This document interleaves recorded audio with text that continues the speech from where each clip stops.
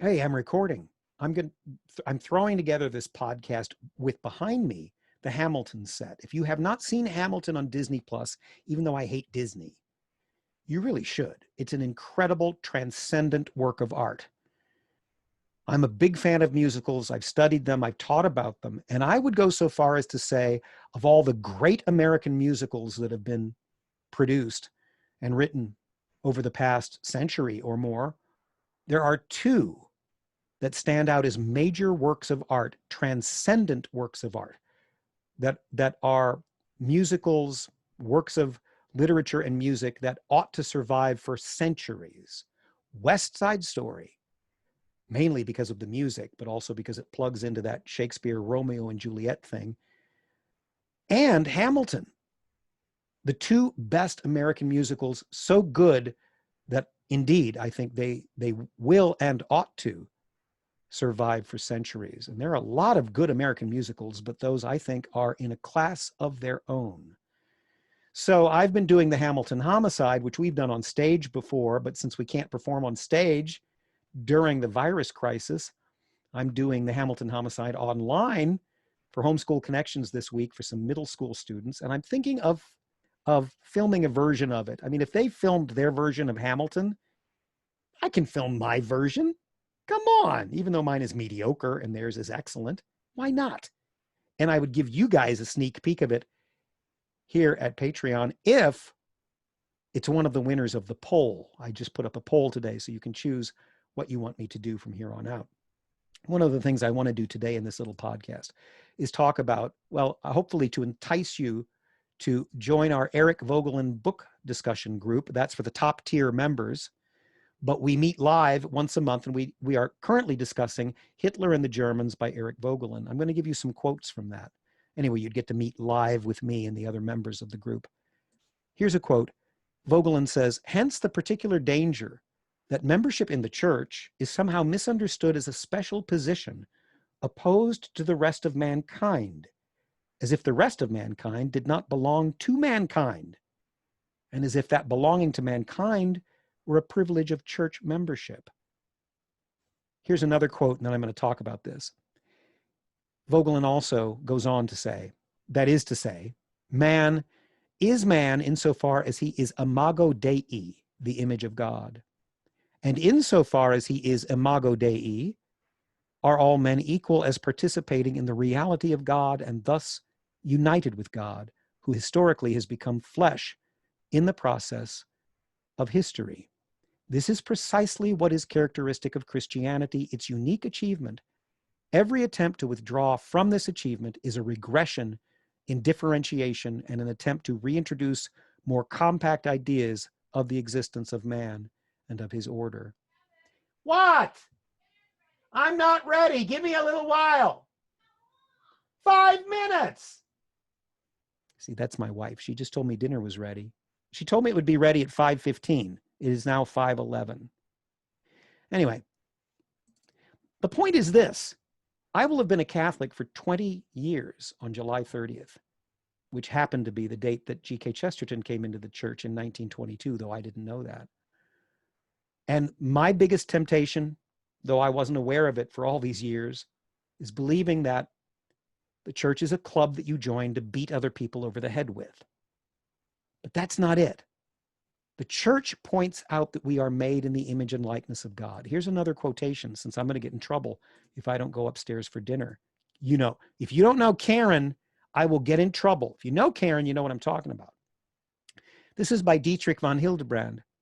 He writes, I remember how often during the first persecution of the Jews from 1933 to 1936, Catholics could be heard saying that as long as Hitler did not attack the church, he could not be called an enemy of the church. Hey, if Hitler leaves us alone, he's not our enemy. We're Catholics.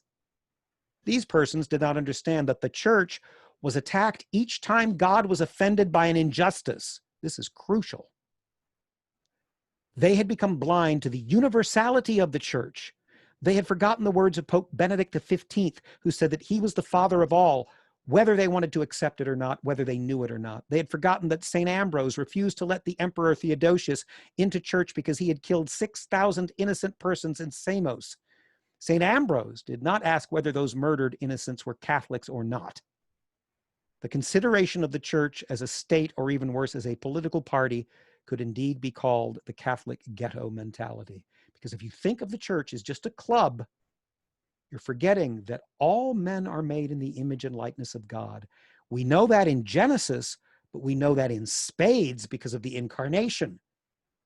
When God becomes man, man is elevated. And we see how, yes, we are Catholics, and that's a great grace, but that shows us that we are all in the same boat.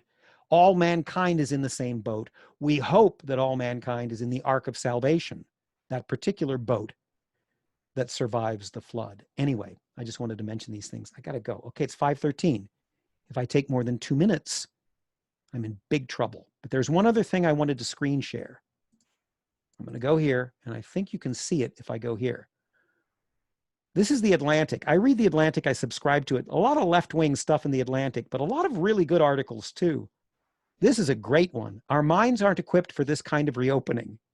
Now, I'm not going to read from it, but go to The Atlantic and look at it. You get like 3 free articles before you have to subscribe in a month. What this article is about is what we're going through. It was easier when the lockdowns were enforced state by state, county by county.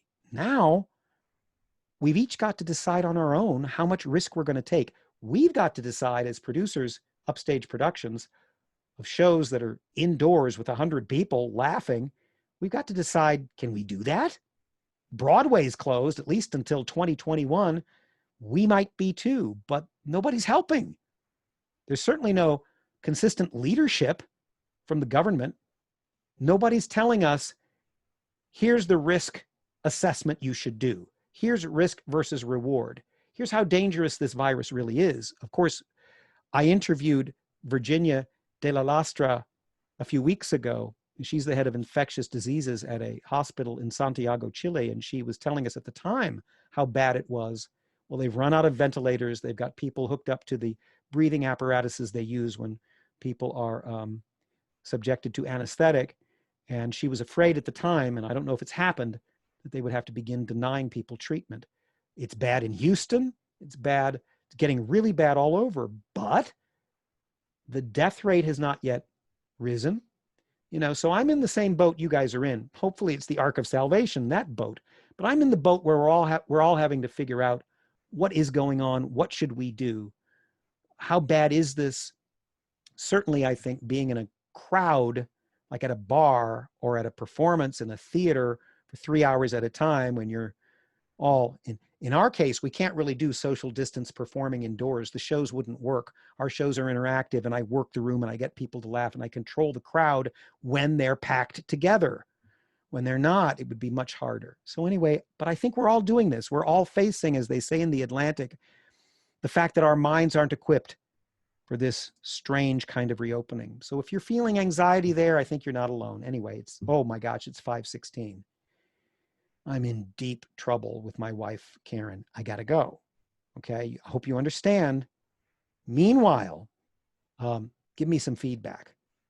That's really what makes podcasting or writing or anything fun. Give me some feedback, and hopefully I'll do something exciting next week too. Meanwhile, take my poll that I put up and tell me what you would most like to see.